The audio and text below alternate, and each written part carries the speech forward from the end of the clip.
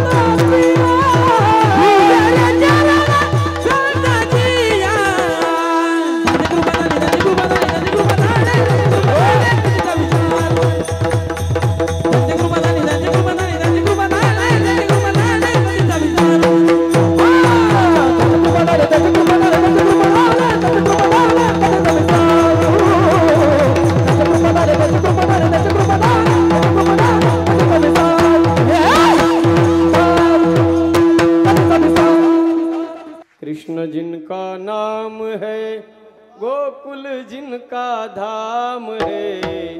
कृष्ण जिनका नाम है गोकुल जिनका धाम है। ऐसे श्री भगवान को बारंबार प्रणाम है। ऐसे श्री भगवान को बारंबार प्रणाम है। ऐसे श्री भगवान को बारंबार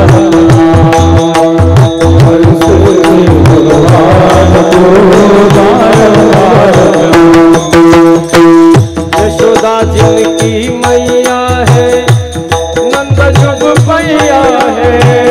यशोदा जिनकी मैया है नंद जुग पैया। ऐसे लीला धाम को ऐसे राधे श्याम को ऐसे श्री घनश्याम को बारंबार प्रणाम है।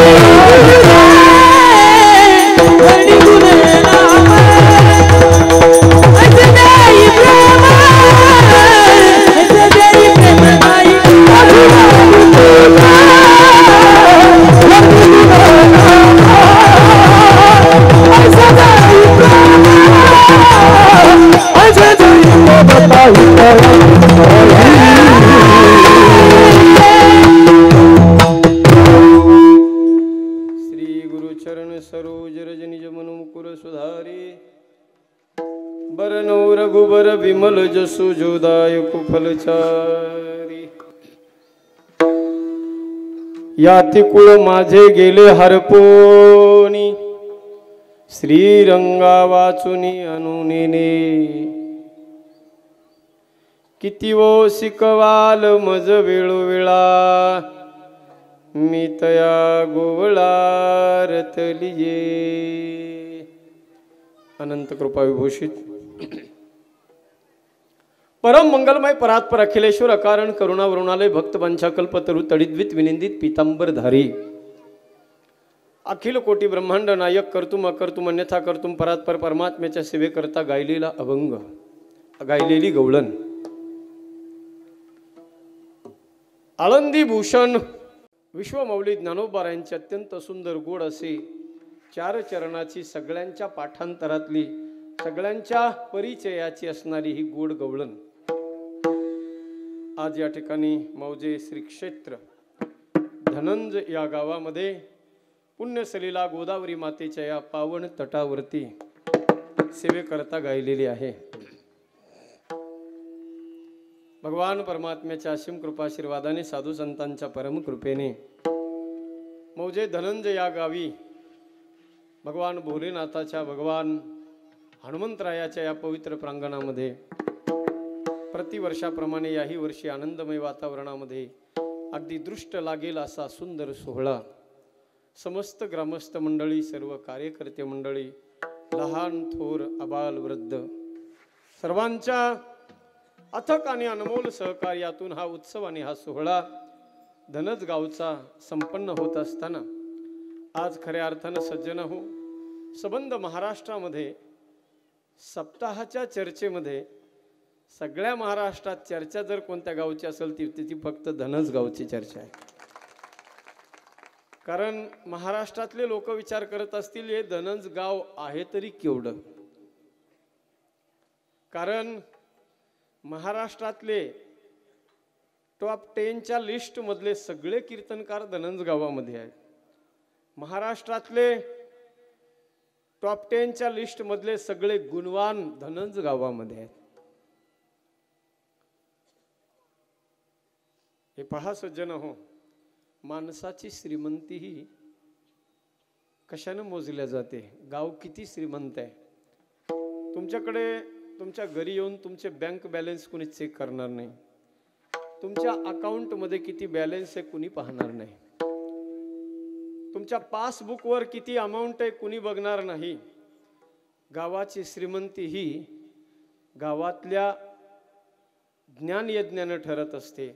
गावातला सप्ताह किती मोठा आहे याच्यावरून कळतं गाव कसं आहे सज्जन हो. गावाची उदारता इथं या गावात आल्यानंतर लोक जेव्हा जे इमॅजिन करत असतील लोक की हे गाव नेमकं आहे कसं इथं आल्यानंतर म्हणतील अरे या लोकांचे घर तर डायरेक्ट डोक्याला लागतात. डोकं लागते वर छताला एवढे उंच घर आहेत या लोकांचे. फार छोटे घर आहेत. मी नेहमी सांगत असतो घर मोठं असणं महत्वाचं नाही. 4-4 मजल्यात राहणारे लोक आहेत पण कधी उष्ट्या हाताने कावळा हाणत नाहीत. कधी कोण्या साधू संताला चहा प्यायला बोलवत नाहीत. काय कामाचं ते मोठं घर. घर छोटा असू द्या छोटं घर असू द्या पण त्या घरात राहणाऱ्या माणसाची अंतःकरण मोठी असणं गरजेचं आहे सज्जन. आणि ते हत्तीच्या मस्तकासारखे एका व्यक्तीनं सगळ्या महाराष्ट्रांना वेड लावलेली असे हिमालयाच्या उंचीचे आणि पृथ्वीच्या वजनाची माणसं 8 दिवस ज्या अर्थी तुम्ही सांभाळताय ह्याच्यावरून कळतं सज्जन हो तुमच्या मनाचा मोठेपणा केवढा आहे. ते सोपं नाहीये कुणाला बी जमत नाही. धनवान खूप आहेत. गावं महाराष्ट्रात काय कमी श्रीमंत लोक नाहीत. परंतु जो गाभा याला सुद्धा ना गोडी लागणं गरजेचं आहे. याला गोडी लागली पाहिजे. गोडी वेडेत काय लोक सज्जन हो धनज गावचे 25-25, 30-30 हजार रुपये कीर्तन करायला द्यायचे. 50-50 हजार एका गुणवानाला द्यायचे. वेडे नाही. लोकांच्या नजरेत जरी ते वेडे असतील ना पण लोकांच्या बघण्यातले वेडेपणा त्यांचा वेगळा आहे आणि तुमचा वेडेपणा वेगळा आहे. तुमचा वेडेपणा म्हणजे जसा गवळणींचा वेडेपणा देवासाठी होता तसा तुमचा सुद्धा वेडेपणा माझ्या परमार्थासाठीच आहे सज्जन. आणि हा वेडापणा असला पाहिजे. तुकोबाराय म्हणतात ना वेडा झालो आणि वेडी याच्या गावा गेलो. हे वेड लागलं पाहिजे सज्जन हो माणसाला. काही लोकांना वेड लागत पण ते तिसरंच असतं झिंगणांग चिकणांग. ते कामाचं नाही वेड. हे वेड लागलं पाहिजे आणि हे सहजासहजी लागत नाही. बघा हे वेड आहे ना सहजासहजी लागत नाही. मीराबाईला लागलं होतं वेड. तुकोबारायांना वेड लागलं होतं सज्जन हो. लोक म्हणायचे अरे पागल झाली ही पोरगी.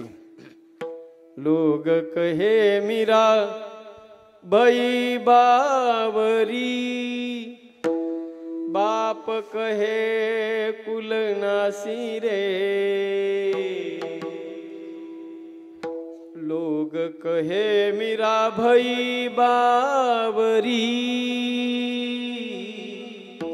बाप कहे कुल नासी रे बाप कहे कुल नासी रे पग घुंघरू बांध नाची रे पग घुंघरू बांध नाची रे मीरा नाची मीरा नाची मीरा नाची रे मीरा नाची रे पग घुंघरू बांध मीरा नाची रे पग घुंघरू बांध नाची रे पग घुंघरू बांध मीरा नाची रे पग घुंघरू बांध मीरा नाची मीरा नाची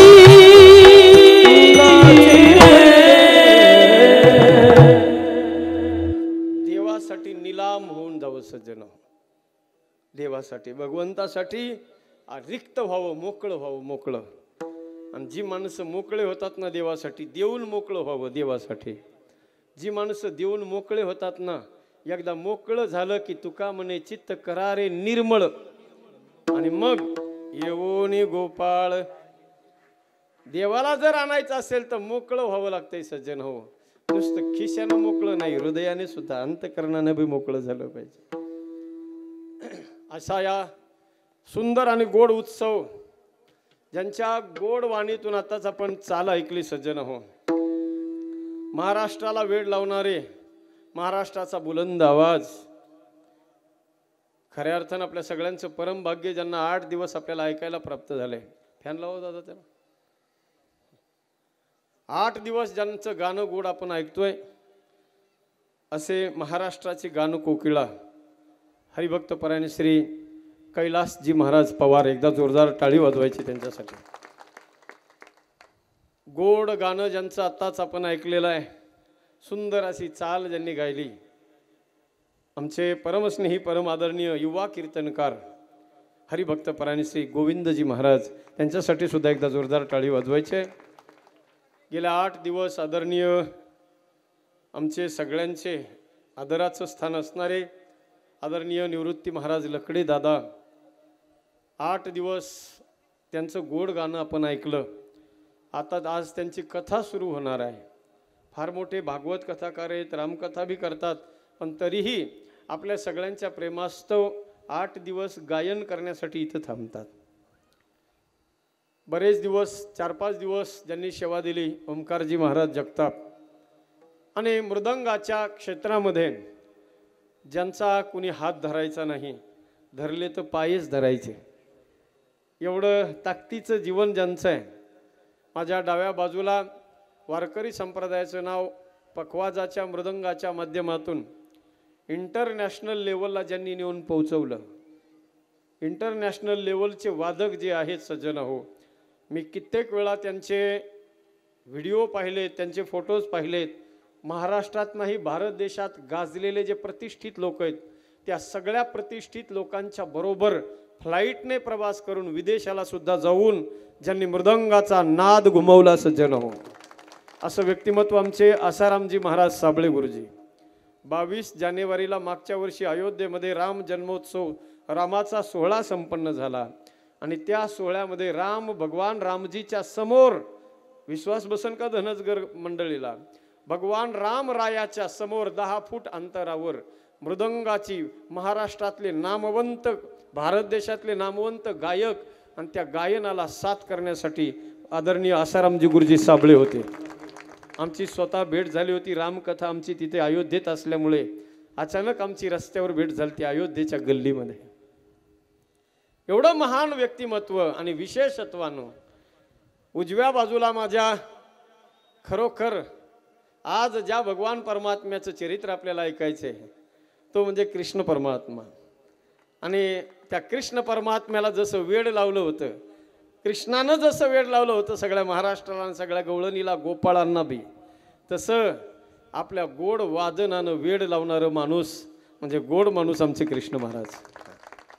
अतिशय ताकदीचं वाजवणं त्यांच्या, मला माहिती, मी पाहतोय कृष्ण महाराजांना माझ्या डोळ्यासमोर बघता बघता ते कृष्ण महाराज आज त्या लेवलला पोहोचलेत की आम्हाला सुद्धा त्यांच्याकडं बघायचं म्हणलं ना सज्ज नव्हतं. त्यांची उंची एवढी वाढली, आम्हाला आमची टोपी बाजूला काढून बघावं लागते. महाराष्ट्रातला सध्या बाप माणूस म्हणू आपण त्यांना, पकवाजाच्या क्षेत्रातला वाघ आहे बघा, वाघ. दहाड म्हणजे दहाड आहे असं गोड व्यक्तिमत्व. अरे खरंच भाग्यवान तुम्ही सगळेजण आहेत. 8 दिवस हा आनंद तुम्ही घेताय. कोणत्या जन्माचं पुण्य तुम्ही सगळ्या ग्रामस्थ मंडळींनी केलं होतं काय माहिती सज्जन, म्हणून हा आनंद तुम्हाला प्राप्त होतोय. पुनश्च एकदा या सगळ्यांच्यासाठी एकदा जोरदार टाळी वाजवायची आपण सगळ्यांनी. वा वा. आणि हे सगळे आम्ही जे परफॉर्मन्स करू शकतो, आम्ही जे काही सादरीकरण करू शकतो, हे फक्त आम्ही आमच्यामुळं नाही होते. तुम्हाला ऐकायला गोड लागतंय सज्जन, पण याचा खरा गोडवा जर कोणाच्या हातात असेल तर तो खरा गोडवा असतो आमच्या. तुम्हाला माहिती आहे ना, अर्जुनानं युद्ध जिंकलं. सगळे लोक अर्जुनाचंच कौतुक करायला लागले. सगळे लोक म्हणू लागले अर्जुनासारखा धनुर्धारी कोणीच नाही. अरे अर्जुन म्हणजे नंबर 1चा योद्धा. भगवान शंकराला सुद्धा पराभूत केला असा अर्जुन म्हणजे नंबर 1चा योद्धा. 18 अक्षोहिणी सेनेला धूळ चारली अर्जुनाने. अर्जुन म्हणजे नंबर 1. सगळे अर्जुनाचंच कौतुक करायले. परंतु त्या अर्जुनाला गाईडलाईन्स करणारा माणूस आणि त्या अर्जुनाच्या रथाची बागडोर दोरी हातामध्ये घेऊन त्या रथाला कसं वळवायचं हे ज्याच्या हातात होतं त्याचं नाव केशव होतं सज्जन.